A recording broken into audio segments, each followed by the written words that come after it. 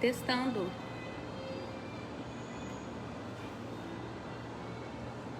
Boa noite.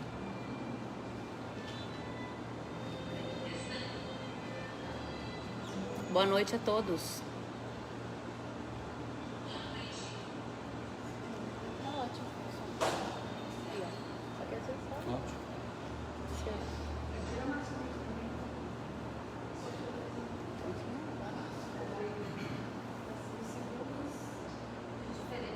Não, mas é normal, é natural.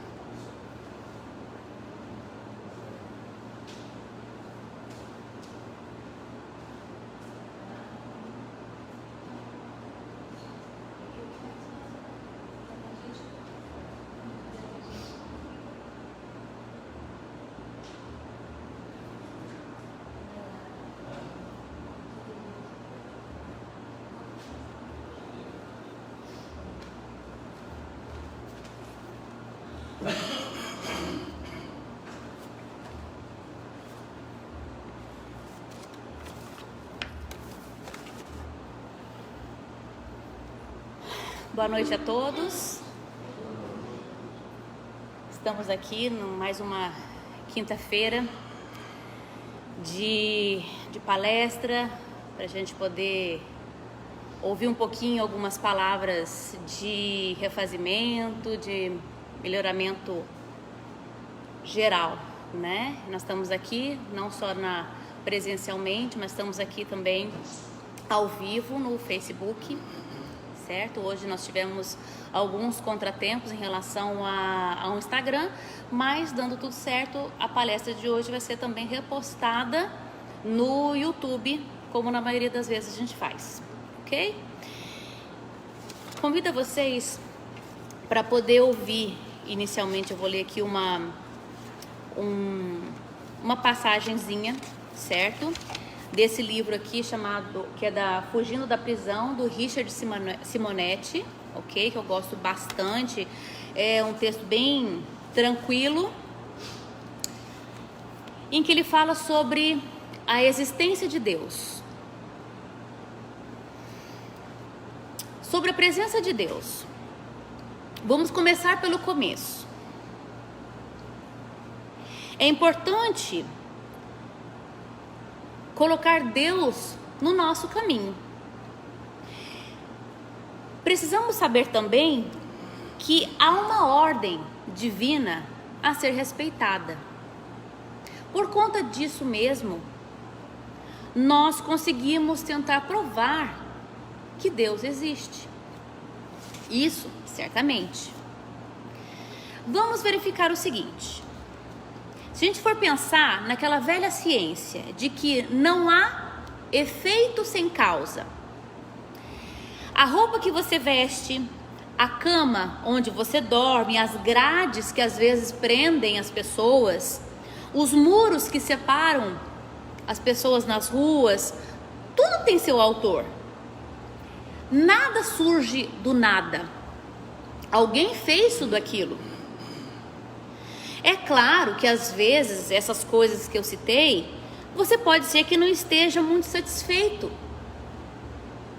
Mas nem por isso a gente pode negar que existe um autor. Por mais que você não esteja satisfeito com o objeto. As estrelas que se movimentam com tamanha perfeição no céu, quem é o autor? Quem é o autor das belezas das flores, do sorriso das crianças, do amor de mãe, da grandeza do oceano, o verde do campo, o azul do céu? Esse inventor é incomparável. Essa inteligência suprema é muito acima do que o homem é capaz. Essa inteligência suprema é Deus. Por isso, é fácil demonstrar a sua existência. O impossível é tentar provar que Deus não existe.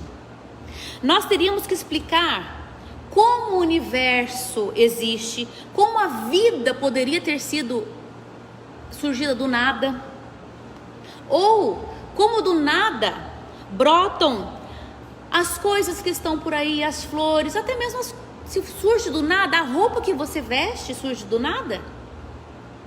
Tudo tem o seu autor. Se a gente perguntar e procurar por o seu autor, a sua causa, a gente consegue identificar. Então, nós temos que verificar algumas perguntas. Será que Deus é bom ou mal? Será que Ele é justo ou injusto? Talvez a gente tenha essas dúvidas sobre Deus. Mas é fácil chegar a uma conclusão acertada.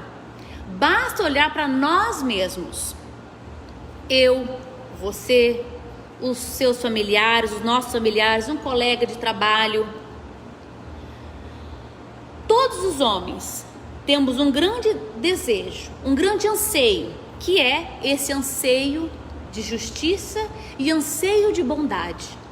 Quem plantou esse anseio de justiça e anseio de bondade na gente? Quem será? Deus. Se a gente identificar quais foram os momentos mais felizes que nós tivemos, geralmente são aqueles em que nós praticamos as bondades, em que nós fomos bons, em que nós fomos justos. A felicidade não é só uma alegria momentânea, mas uma felicidade interna. Então, geralmente, quando a gente pensa, quando a gente foi bom, quando a gente foi justo, quando a gente abraçou uma criança, quando a gente socorreu algum necessitado, quando a gente socorre alguém, a gente se sente tão bem, não é verdade?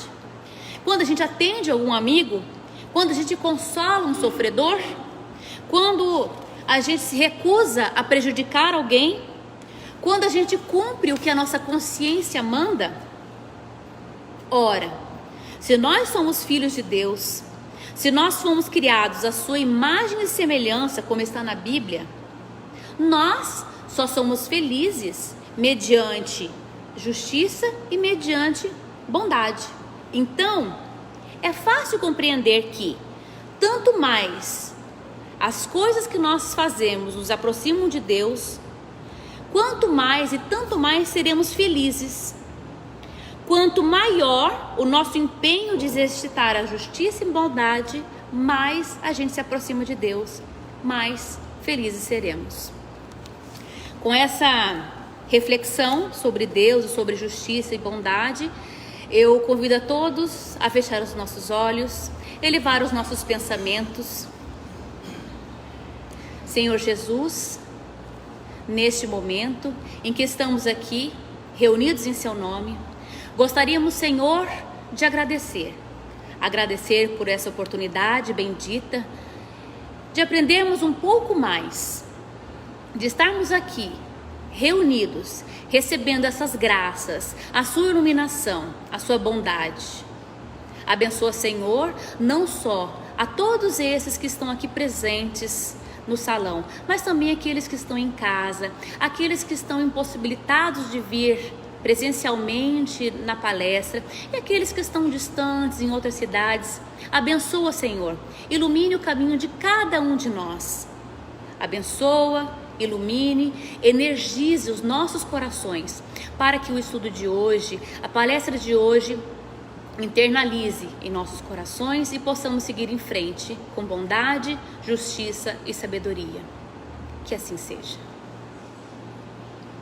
Então, neste momento, com essa oração, convido a vocês para poder receber as palavras do Cláudio, né, o palestrante da noite, que vai falar sobre Deus também, né? Vamos lá, Cláudio, seja bem-vindo à palestra de hoje.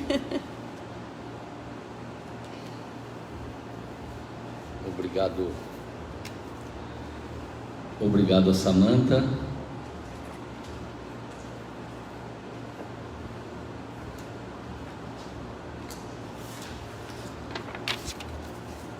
Obrigado a todos por estarem aqui hoje, tendo a paciência de nos ouvir um pouquinho, mas eu tenho certeza que todos se fartarão das energias, das vibrações que estão sendo manipuladas pelo laboratório do plano invisível em favor de todos nós. Uma boa noite aos nossos internautas que estão talvez de muito longe nos ouvindo também e fazendo parte dessa hora prazerosa em que podemos nos encontrar agora presencialmente, onde nos congratulamos sob a orientação dessa doutrina maravilhosa que nos esclarece, que nos consola e que nos permite, principalmente nestes dias de tamanha dificuldade, caminhar um pouco mais sóbrios diante dessa necessidade nossa. Nada está acontecendo por acaso, nenhuma vírgula está acontecendo por castigo aos homens, mas única e exclusivamente pela justiça da qual falou a Samantha, pela necessidade da reeducação, que muitas vezes nós malbaratamos aí para trás. E então hoje, como falou a Samantha, nós vamos falar dessa busca de Deus. Me perdoe, coloca um pouquinho d'água aí para mim. Nós vamos falar dessa busca de Deus, que na verdade ela sempre existiu. Desde que o homem se encontra na face dos planetas, talvez até nem só do planeta Terra, mas desde que ele aportou na sua condição hominal, da sua responsabilidade diante do seu livre-arbítrio, e tendo a vontade de se dirigir para aqui ou para acolá, ele busca Deus. A busca de Deus é um tropismo em nós, ou seja, nós temos por intrínseco dentro de cada um essa necessidade de caminharmos para Ele. Mas ao longo da nossa história, da nossa caminhada, da nossa saga cósmica, nós temos nos confundido tanto nessa busca. Aqueles no passado que lideraram os impérios, os reinados, as grandes guerras, as grandes civilizações, estavam em busca de Deus. Todos estavam buscando o seu estado de felicidade. Por quê? Esse estado de felicidade se funde em alguma coisa que está dentro de nós, que diz: quando nós o encontrarmos, estaremos felizes. E nessa busca se lança então esse homem pelos mais variados atalhos na sua caminhada, pelos mais atrapalhados atalhos na sua caminhada. E hoje nós vamos tentar esclarecer ou trazer para o nosso íntimo como deva ser então essa busca, porque essa busca, acima de tudo, ela é própria, ela não é do outro.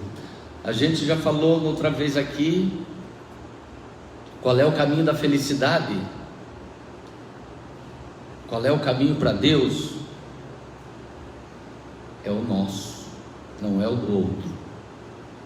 Nós teríamos uma experiência muito interessante para figurar isso, dizendo que o divino, o sagrado, seria o cume de uma montanha muito grande. Quem conhece ou já viu falar, pelo menos por figura, né?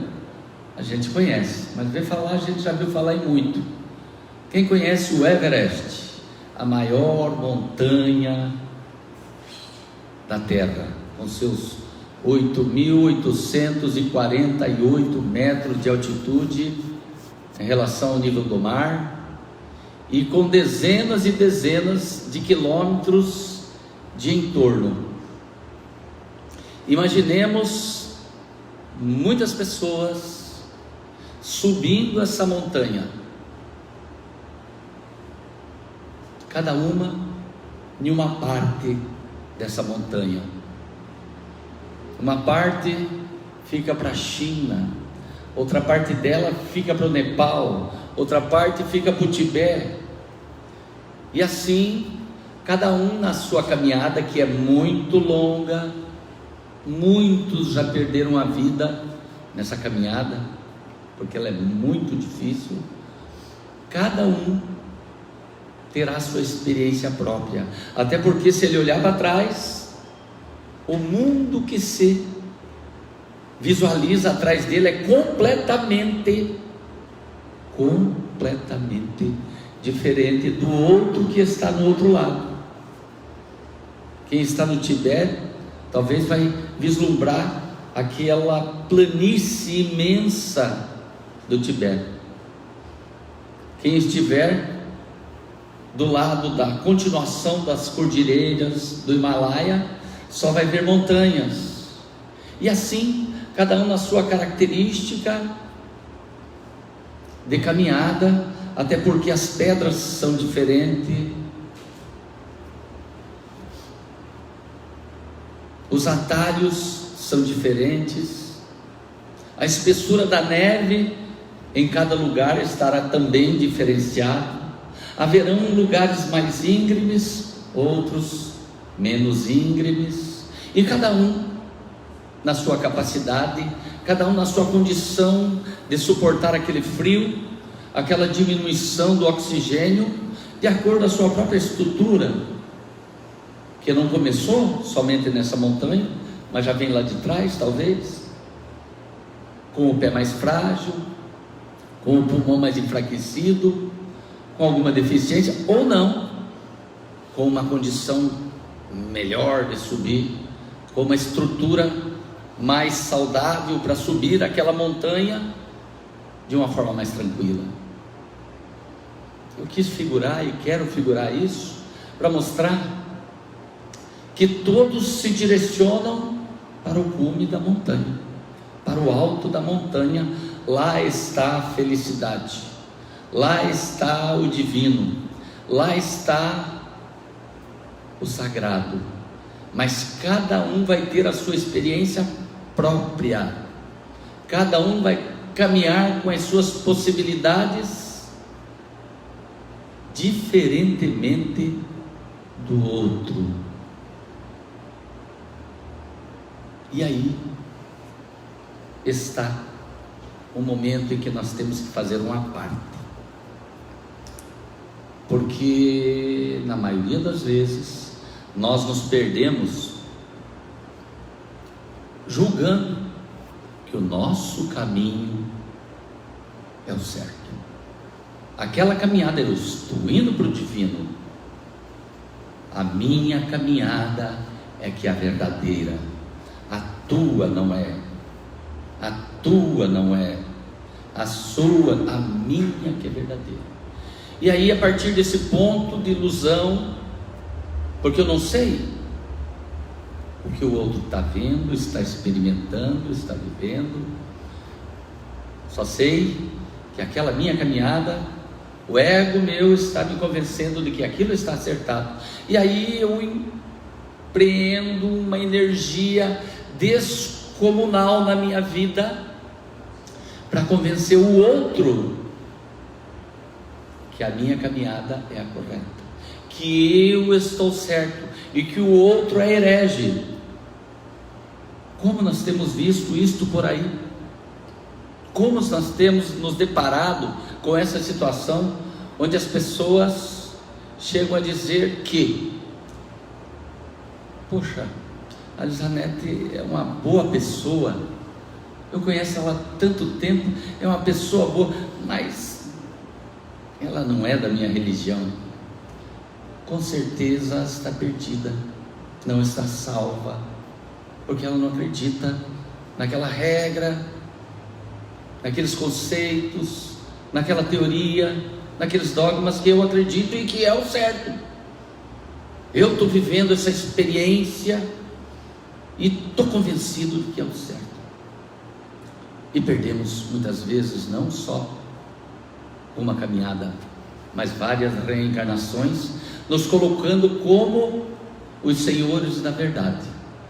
E aí nos atrapalhamos muitas vezes, caminhando em círculo por dezenas, se não centenas, se não milhares de anos afora, perdendo o nosso tempo. O nosso erro está em não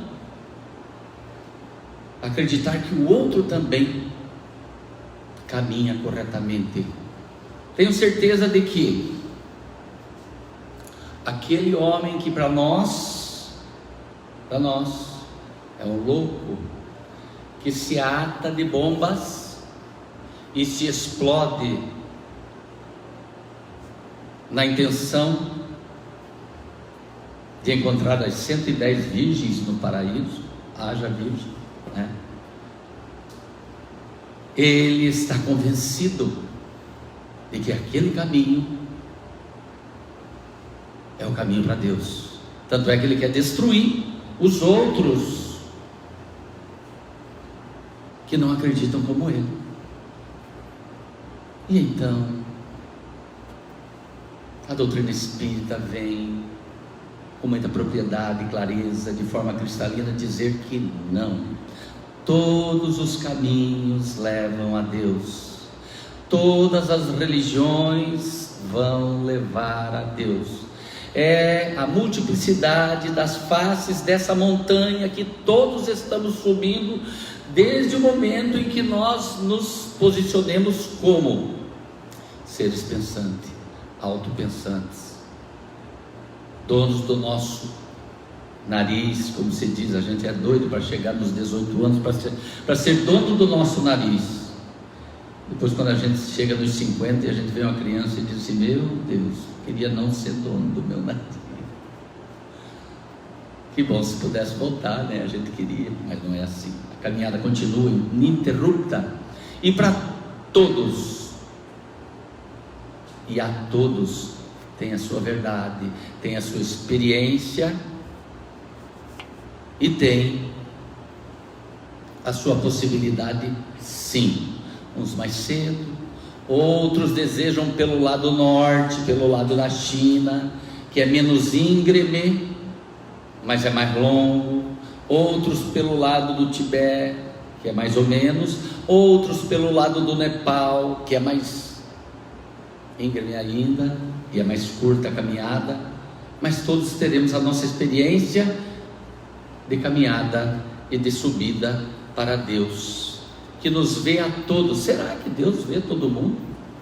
É muita gente. É muita gente. Será?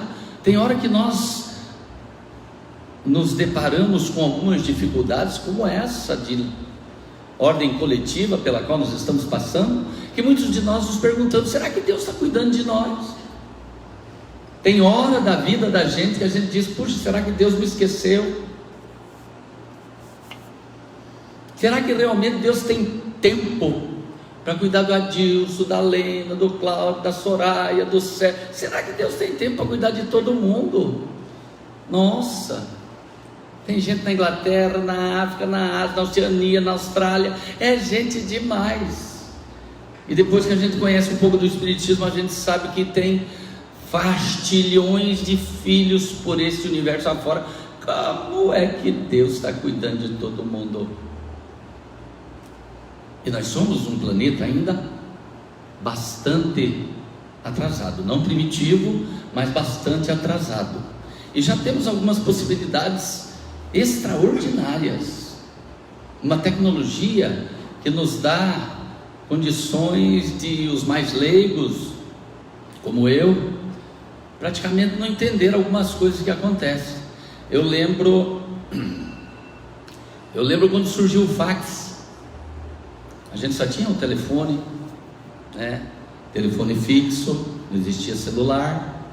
E aí a gente se deparou com aquele aparelho maravilhoso, que você escrevia aqui, passava a folha por ele e saía a folha lá no outro lado. Eu lembro do Iavé brincando com o Luiz da DM, eles ficavam os dois brincando de um passar fax para o outro.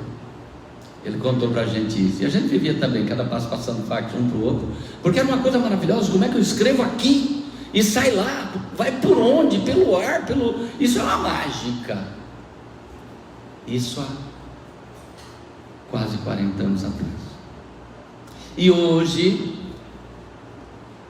não posso tirar o celular daqui, senão para a filmagem, mas você pega o teu celular e diz assim: eu quero comer um sanduíche, né? Quero comer um sanduíche, e entro na lista ali tô no lucro, e vejo lá no AMPM do posto da André, do Joso, me lembro, né? Tem um sanduíche gostoso, e clico ali. Uma tecnologia que eu não entendo como se faz aquilo, porque todo computador, todo celular tem um IP que me identifica e que me localiza, e aquele aplicativo faz toda uma rede de conexão, me localizando, me identificando, e daqui a pouco está aqui na minha porta, eu estou no lucro com o meu sanduíche. Então, se o Google sabe onde é que eu estou, imagine Deus se não vai saber onde é que nós estamos. Olha só, e nós somos um planeta ainda engatinhando nas coisas tecnológicas. Imagine daqui a milhares de anos as possibilidades que nós teremos, e isso não chega aos pés, uma vírgula que seja, da potencialidade desse Deus que tem mecanismos que nós não compreendemos para nos assessorar, para nos dar sustentação, para nos auxiliar, para nos acolher, para nos auxiliar nessa caminhada, ainda que a gente esteja sofrendo, subindo aquela montanha, e Ele tem como nos ajudar um a um, através das suas possibilidades. O Salmo 139, quando Davi fica maravilhado com essa ciência de Deus em relação às coisas e aos homens, ele fala com alegria e deixa para nós escrito hoje, então: Senhor, eu sei que Tu me sondas, sei também que me conheces, e mesmo que eu esteja em pé ou deitado, Tu sabes dos meus pensamentos, e ainda que falte em mim palavras, Tu sabes dos meus pensamentos. E essa ciência é tão gloriosa, é tão preciosa, que eu não a alcanço de tão alta. Nesse momento, Davi compreendeu a extensão dessa ciência de Deus com relação às coisas e com relação às pessoas, compreendendo que realmente Deus tem ciência de tudo que acontece. Nós costumamos dizer por aí que não cai uma folha de uma árvore sem a ciência de Deus, que não cai um fio de cabelo de ninguém sem a ciência de Deus, porque Ele tem, através da sua providência magistral, esse entendimento de tudo. E aí vamos trazer agora novamente para essa busca do homem, quando nós nos enxergamos nos atalhos da vida, quando nessa condição de prova e de expiação, onde nós somos ainda espíritos atrapalhados.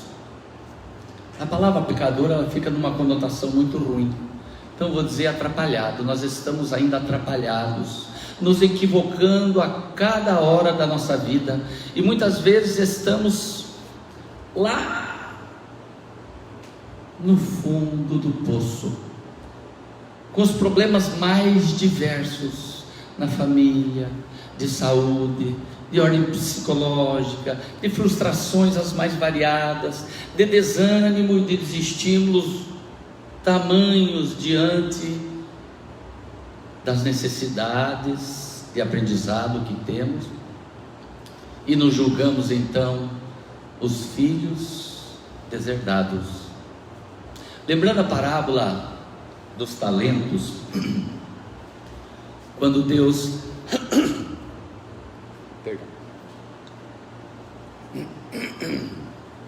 quando Deus dá 10 talentos para um, 5 talentos para outro e 1 talento para o outro, mostra que Deus é injusto. Com esse ganhou só 1. Nós sabemos que é toda uma história extraordinária para que o Cristo simbolizasse um ensinamento magistral, mas nós não queremos pegar a moral dessa parábola agora. Nós queremos fixar naquele que ganhou 1 talento. Aquele que ganhou 1 talento, talvez ele diria assim: nossa, como Deus é injusto, como Deus me sacaneou. O outro que ganhou 10, de repente pode jogar até 5 no bicho, e se perder, tem mais 5. O outro que ganhou 5 pode jogar até 3 ou 2 fora, e sobra um tanto ainda. Mas eu que ganhei só 1, eu não posso jogar fora, eu tenho que enterrar, porque eu tenho uma responsabilidade de prestação de contas. E eu estou com medo de perder esse dinheiro, eu estou com medo de perder esse talento, porque eu posso perder tudo. E daí nós gravitamos para uma outra parábola, que é a parábola tão conhecida de todos nós, a do filho pródigo, daquele rapaz que saiu da casa do pai, pegou aquela grana toda, não merecia, porque o teu pai não tinha morrido ainda, né? Mas ele quis, ele queria gozar a vida, ele queria curtir a vida. Saiu num cavalo, naquela época quem tinha um cavalo era um senhor. Ele tinha um cavalo, ele saiu cheio de ouro, ele saiu cheio de dinheiro, cheio de roupas boas. Naquela época só as pessoas de grande posse se apresentavam bem vestidos. E então ele vai e perde tudo. Tudo. Não foi nem como o da parábola dos talentos, que ainda guardou 1. Ele perdeu tudo. E aí? O que Deus faz com a gente nesse momento em que a gente acha que perdeu tudo? Porque nunca nós perdemos tudo. Nunca. Mas na nossa condição de dificuldade de avaliação, então nós achamos que perdemos tudo, principalmente quando se fala nas possibilidades materiais. Mas vamos pegar carona daquele rapaz que achou que perdeu tudo, e ele disse: não tenho mais nada para fazer. Não vou contar a história porque todo mundo sabe, mas chegou aquele momento em que nem comida ele tinha mais, e ele lembrou da casa do pai, e ele disse: eu vou voltar, mas com que cara? Com que cara de pau? Eu vou voltar para a casa do meu pai, porque eu saí de lá esnobando, eu saí de lá me achando, e agora com que? Mas eu vou voltar.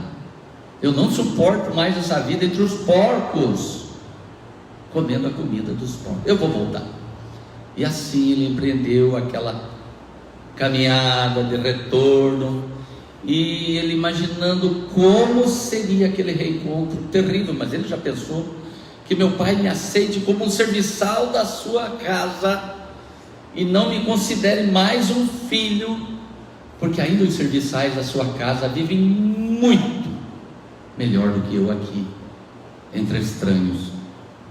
E assim aconteceu. E aquele rapaz, cheio de medo, retorna para o seu antigo lar, E lá, chegando perto, o seu pai, que estava por ali fora,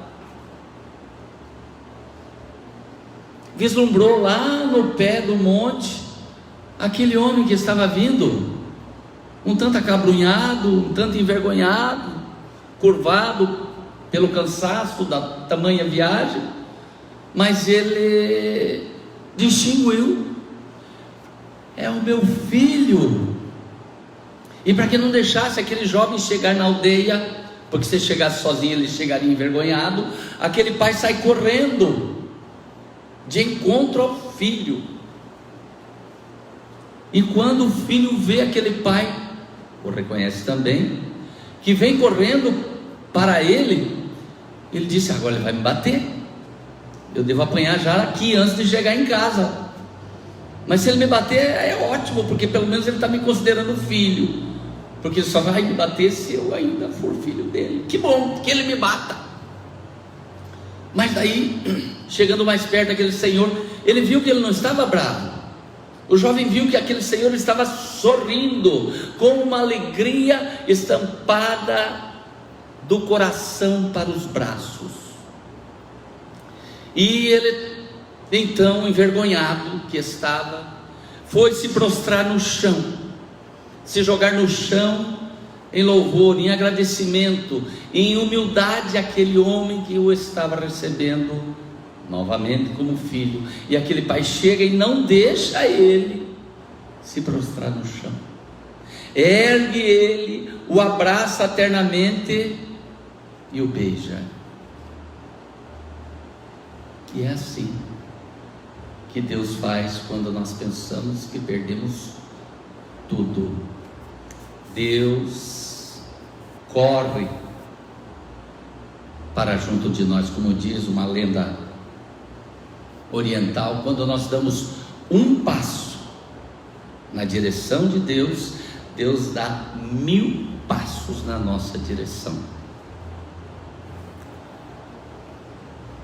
Então, nós precisamos acreditar, precisamos, o primeiro passo, e talvez o mais importante, nessa busca para Deus, é nos convencermos de que nós merecemos esse amor de Deus, que nós somos seus filhos queridos, e que Deus nos quer quanto mais evoluídos possível, para que nos felicitemos cada vez mais, e saiamos dessa condição terra a terra, dessa condição ainda de provas, de expiações, da materialidade, que nos relaciona muito com o transitório,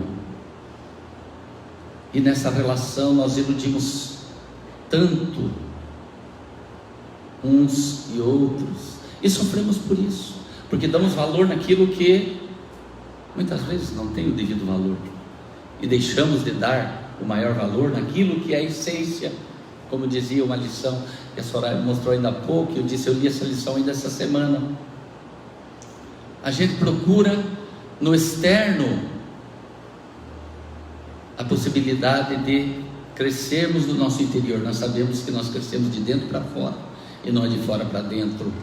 Então, nós precisamos acreditar que nós merecemos esse amor de Deus. Quando Jesus estava caminhando ao meio daquela multidão, num determinado momento ele diz: alguém me tocou. Era aquela mulher que há muitos anos sangrava, tinha hemorragias, e naquele momento em que ela o tocou, a hemorragia se estancou na hora. Então ele estava andando no meio daquela multidão, um monte de gente passava a mão dele, pegava no pé dele, pegava nos cabelos dele, não tinha segurança. E de repente ele diz: alguém me tocou.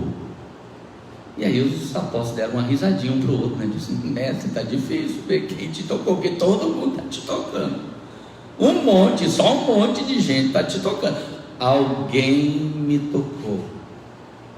de mim saíram virtudes. Era alguém que acreditava que merecia aquela cura. Era alguém que estava consciente de que aquela fase do aprendizado, da reeducação, tinha passado. Ela disse: eu mereço as bênçãos desse homem, e eu, em sol tocando, estarei curada. E assim aconteceu. Olha que estado, essa palavra também a gente não tem o costume muito de dizer, porque nós sabemos que é uma conotação um tanto já ultrapassada, principalmente na literatura espírita. Milagre. Nós sabemos que existiu todo um processo energético ali, explicável hoje, que permitiu aquela cura. Mas vamos trazer para o vulgar. Aquilo foi um milagre, uma coisa extraordinária.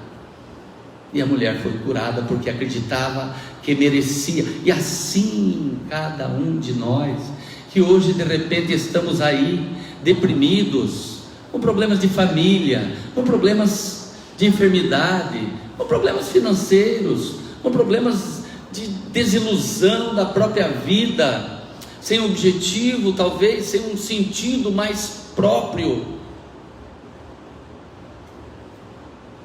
de viver, e achamos que não merecemos o amor de Deus, achamos que ainda estamos culpados por alguma coisa que talvez não é nem dessa reencarnação, e achamos que é o karma nosso sofrer a vida inteira, muitas vezes numa relação desgastada, muitas vezes numa sociedade desgastada, muitas vezes na permanência de alguma coisa que já não tem mais sentido, e achamos que devemos permanecer ali, porque não temos o merecimento de sermos felizes, que não temos o merecimento de alcançarmos essa mão de Deus, que se nós fizermos assim, Ele nos puxa do sopé da montanha para o cume dessa montanha. Então, Deus está ininterruptamente nos oferecendo auxílio, a mão, através das mais variadas possibilidades. Nós temos uma providência imensa através da gestão do Cristo sobre a terra, de milhares de espíritos benfeitores a nos estarem auxiliando todos os dias, todos os momentos da nossa vida. Haja visto que cada um de nós, olha só que coisa extraordinária, somos aqui 40 pessoas, tem mais, no mínimo 40 dos nossos anjos da guarda aqui. Cada um de nós tem o luxo de ter um anjo guardião. Olha que coisa extraordinária, olha que coisa legal. Um anjo para estar no nosso ouvido assim, ó, toda hora. E quando ele acha mais pertinente ainda, durante a noite ele nos pega e nos sarrafeia um pouco para que a gente se acorde o quanto antes. Olha que coisa boa, olha que coisa extraordinária. As religiões por aí fomentando a palavra de Deus, chamando cada um de nós para os acertos maiores. Apesar de o templo sermos cada um de nós, quem é o nosso templo? Nós mesmos. Mas então nós temos a igreja, e a igreja justamente é a congregação, saindo daquele momento íntimo da minha meditação, da minha reflexão, da minha análise sobre as coisas, sobre as relações, sobre as pessoas, sobre os acontecimentos, que é justamente a possibilidade de atingirmos a verdadeira sabedoria. Temos também a possibilidade de, num ajuntamento de pessoas, então nessa igreja, comungarmos juntos as experiências e caminharmos juntos, porque ninguém é feliz sozinho. Deus nos coloca todos juntos aqui na terra para que uns auxiliem os outros, para que uns deem as mãos aos outros e que possamos, então, caminhar para esse encontro extraordinário que é o encontro com Deus. E a casa espírita que nos agrega agora, que nos acolhe nesse momento, que ferramenta extraordinária, sem diminuir qualquer outra congregação, mas cá, posso dizer para vocês que nós estávamos ávidos nessa hora de voltarmos à nossa casa espírita. Quase 2 anos longe daqui, posso dizer que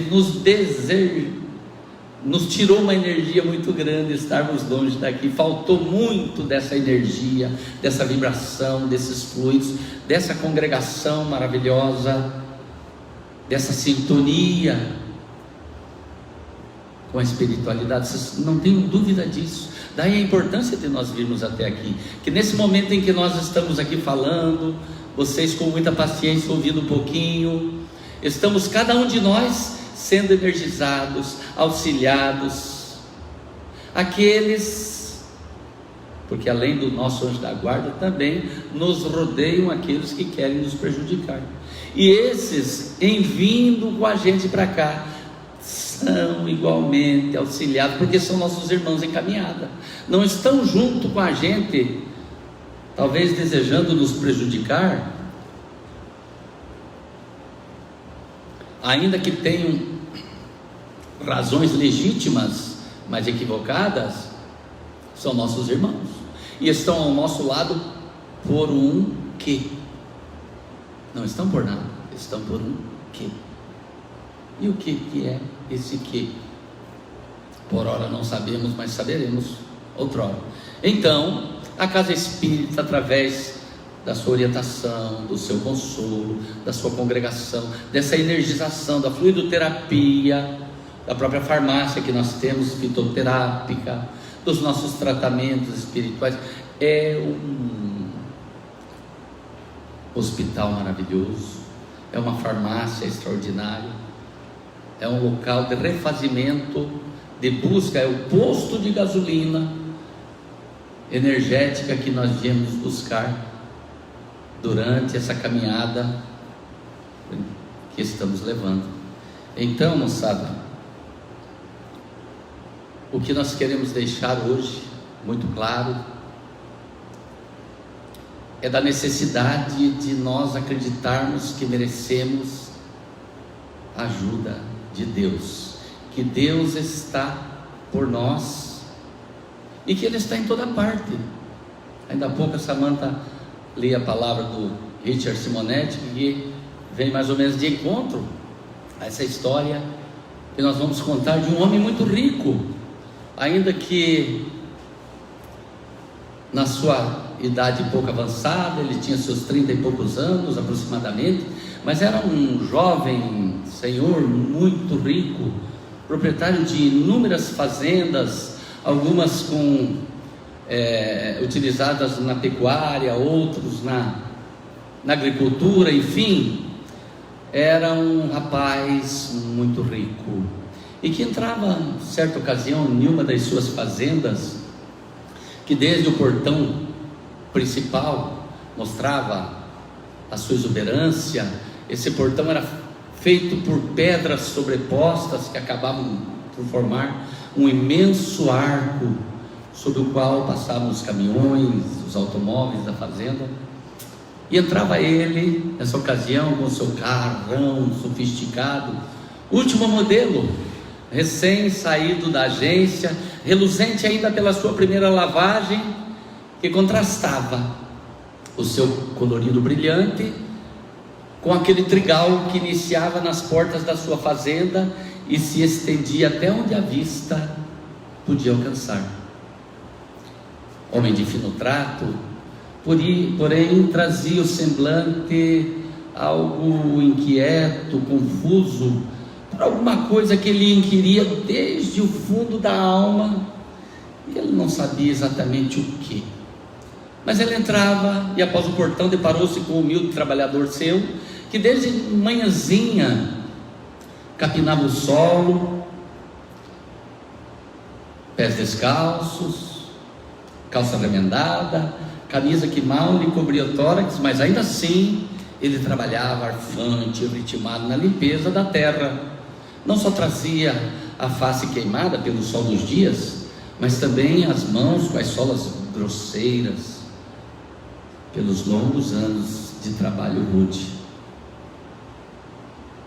O jovem trabalhador, se apercebendo da aproximação daquele senhor, que jamais tinha conversado com ele, porque ali com os funcionários das fazendas era uma atribuição do capataz, do gerente da fazenda, mas ele, percebendo que o seu patrão se aproximava, ele se deixou na condição trabalhador atencioso, aguardando o que o patrão queria. E o seu patrão então chegou para ele e disse: meu jovem, eu vejo que a sua gente fala tanto em um Deus que tudo criou, um Deus que dirige tudo que existe, e vocês parece que acreditam tanto nesse Deus, e eu não acredito porque eu não posso comprová-lo. Talvez, se eu pudesse comprová-lo, eu também acreditaria. Pois me diga, onde é que está Deus? E o jovem trabalhador também era um homem jovem, perplexo pelaquela pergunta de chofre, que ele se embaraçou um tanto, jamais pensaria que o seu patrão lhe perguntaria aquilo. Buscando alguma argumentação, olha para o chão. Muito humildemente ele olha para o chão e se depara com o sapato daquele ser cheio de vida e de poder sobre ele, que ali se colocava. Sapatos confeccionados com couro finíssimo, envernizado, com um calçado cristalino a refletir os toques da luz. Ele olhou para os seus pés e os viu descalços, coberto até os tornozelos por um suave lodo da terra úmida. Mas nesse momento ele compreendeu o milagre nas entranhas dessa terra, que faz germinar legumes, cereais, arbustos e majestosas árvores, suprindo-nos, alimentando-nos a todos, e não só os homens, mas a todas as formas vivas pulsantes por sobre a terra.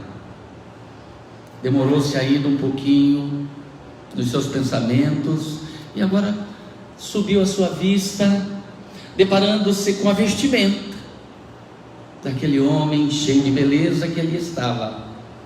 Vestimenta essa que ia desde a calça de fino linho até a camisa de seda, com delicados cortes e detalhes que fazia crer ser confeccionada pelos mais apaixonados da costura.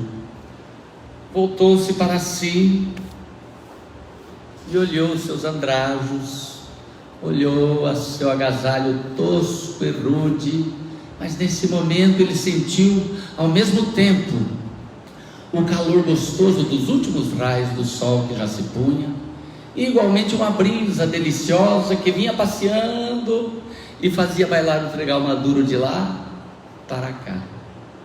Compreendeu ele nessa hora a veracidade da existência destas duas maravilhosas vestimentas naturais, que nos acalentam no frio e que nos abrandam no calor. Também não só os homens, mas a todas as formas vivas por sobre a terra. Demorou-se ainda um pouquinho nos seus pensamentos, e agora ergueu a vista e viu lá longe, quase se apagando, porque já começava a cair a noite, os contornos a silhueta da majestosa mansão da fazenda, que se fazia portentosa, que se fazia exuberante pelos seus enormes varandões de mármore, sustentados por colunas artisticamente trabalhadas. Mas nesse momento ele foi tomado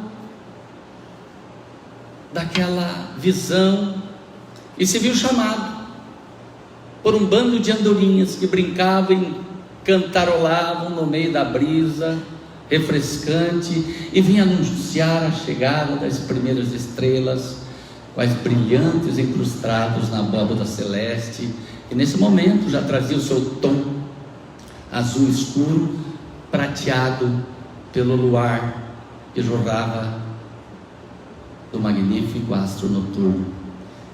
Nesse momento, o jovem trabalhador compreendeu e vislumbrou a existência dessa majestosa mansão celeste presente na terra, e talvez mais consciente do que jamais estivera na sua vida, voltou para o seu patrão e, firme naquilo que queria dizer, lhe respondeu com outra pergunta: pois diga-me, meu senhor, onde é que Deus não está? Porque Ele está aqui, Ele está aí, Ele está em todos nós e em todos os lugares. Saibamos usar dessa sapiência, dessa inteligência e acreditar que nós merecemos sim Deus em nossas vidas, e tudo vai se modificar. Uma boa noite a todos. E muito obrigado, eu devolvo a Samanta que vai encerrar.